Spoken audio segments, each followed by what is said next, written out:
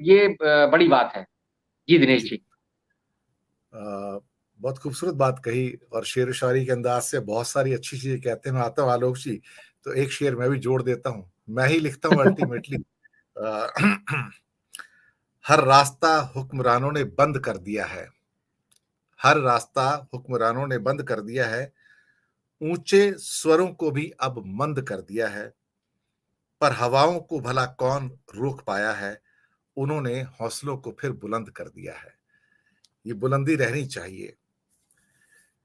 हिंदुस्तान आजाद है, आजाद रहेगा, इसमें कोई शक वाली बात नहीं है, लेकिन वो आजादी का हौसला भी बरकरार रहना चाहिए।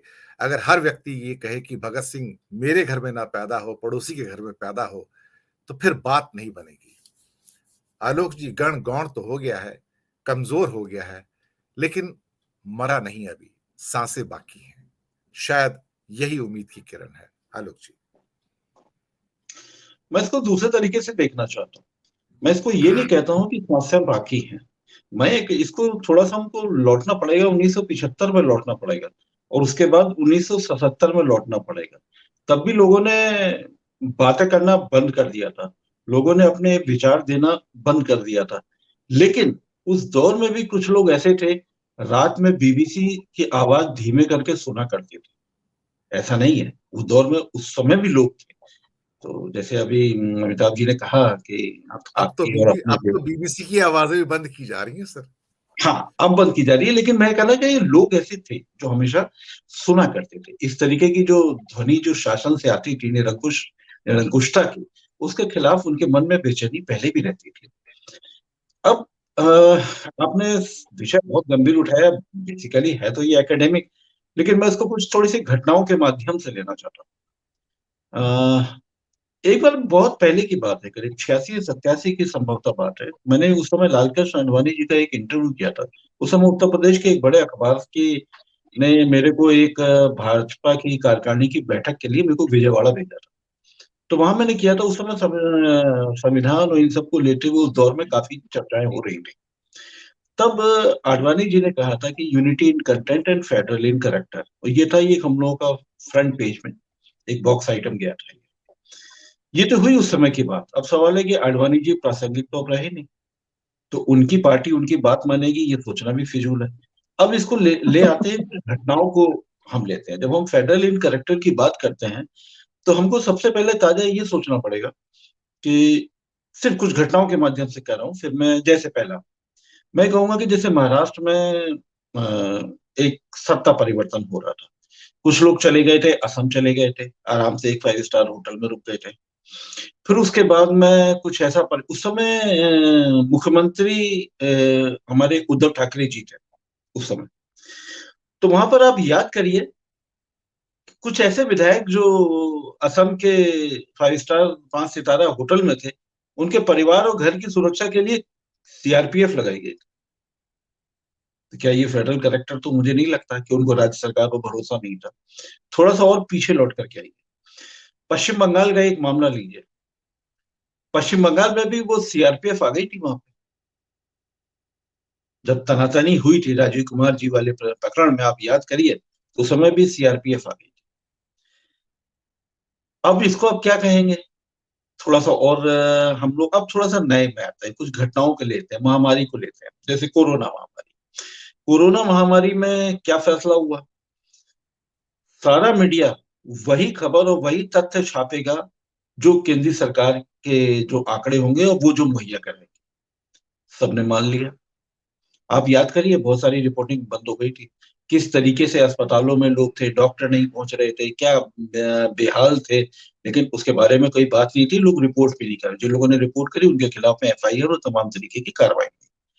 अब और आ जाइए, एकदम ताजा आ जाइए, जोशीमठ। भाई जोशीमठ में इसरो के ऊपर, इसरो ने तो अपनी वेबसाइट से रिपोर्ट हटा दी कि धसाव हो रहा है। अब अगर वैज्ञानिक चीजों को अगर हम लोग हटाने लगे, तो हम इसको किस तरीके से लें? तो सवाल है कि अब आप फिर गण की बात करते हैं। अब एक गण ही तो लोग चुन करके अपने प्रतिनिधियों को भेजते हैं।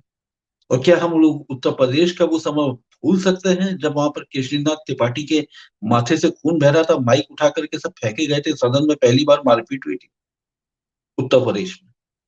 वो बहुत बड़ी घटना थी वो। लेकिन सवाल यह है कि हम ऐसे लोगों को चुन चुनकर वापस भेजते चले जा रहे हैं, और फिर हम उम्मीद करते हैं कि वो गण को प्राथमिकता देंगे।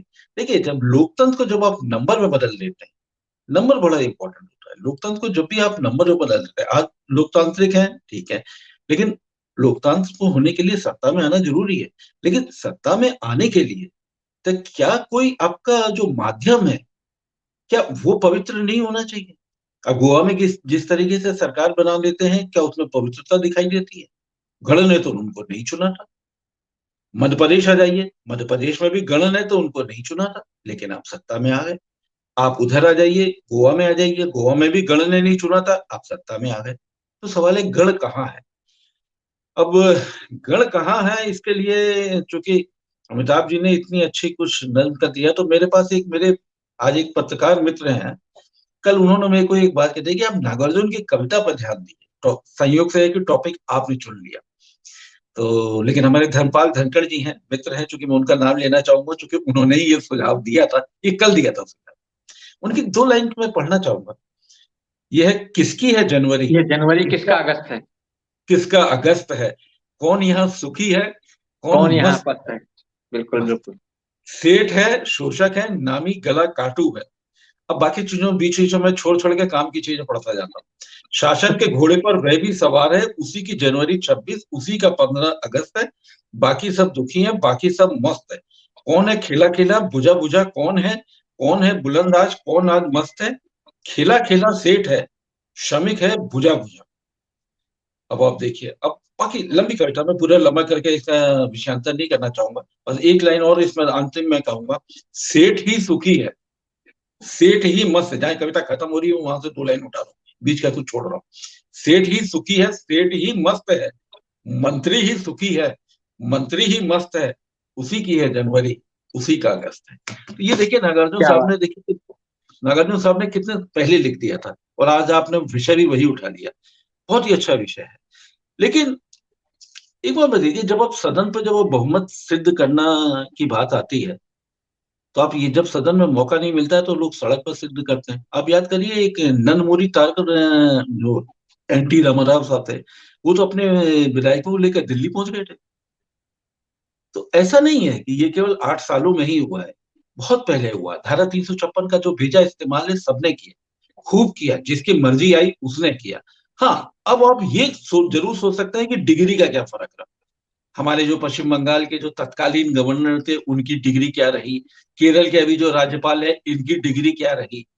तो केवल डिग्री का फर्क है। अब एक सवाल ये, चौथा स्तंभ, हम तो चौथे स्तंभ में आते हैं, जिसकी मैंने अभी तमाम उदाहरण दिया कि मीडिया पर इतनी बंदिश हो गई है। मीडिया का तो ये स्थिति हो गई है कि कई विभागों में जाने से भी रोक लगा दी गई। आप याद करिए, आज से 4 साल पहले फाइनेंस मिनिस्ट्री में रुक मतलब जाना प्रतिबंधित कर दिया गया था। ये 4 साल पहले, कोरोना से पहले की बात है। तो अब आप देखिए, तभी सारे चुप, मीडिया चुप। लेकिन दुखद यह है कि लोग चुप हो जाते हैं। अब सवाल है कि लोग कब बोलेंगे, लोग कब बोलेंगे, इसके लिए सार्वजनिक विमर्श बदलना पड़ेगा। और सार्वजनिक विमर्श बदलने के लिए जब आपको जैसा भी राहुल गांधी ने कहा, देश की सबसे बड़ी पार्टी, मतलब सबसे बड़ी नहीं, मिस कॉल के हिसाब से एक सबसे बड़ी पार्टी है, देश की पुरानी सबसे बड़ी पार्टी, ऐसा कहना मेरे ख्याल से उचित रहेगा। तो उन्होंने तो साफ कहा कि हमको वहां पर सदन में बोलने नहीं दिया जाता, हमारा माइक ऑफ कर दिया जाता है, और जो मीडिया है वो हमारे जो बुनियादी जो मुद्दे होने चाहिए वो सार्वजनिक विमर्श में नहीं ला रहा है। चाहे वो बेरोजगारी हो, चाहे महंगाई हो, चाहे के शेप, मतलब जो कुछ लोगों की मतलब आर्थिक वृद्धि की बात है कि सारी नीतियां उनके लिए बनाई जा रही है। यहाँ पर थोड़ा सा और लाना पड़ेगा, गढ़ को थोड़ा सा हमको और देखना पड़ेगा। अगर हम गढ़ की बात करते हैं तो हमको ये मानना पड़ेगा कि आप सरकार की जो निरंतर जो 8 साल या उससे पहले भी था, आप याद करिए कि एक प्रणब मुखर्जी के दौर में भी था, कांग्रेस के भी दौर में था, एक गुजरात के ही एक उद्योगपति को काफी बढ़ावा दिया गया था। आप याद करिए, बहुत एक चर्चित एक मीडिया वार भी हुई थी, नुस्ली वाडिया वर्सेस अंबानी, धीरू भाई अंबानी, बड़ा चर्चित वो उस समय हुआ था।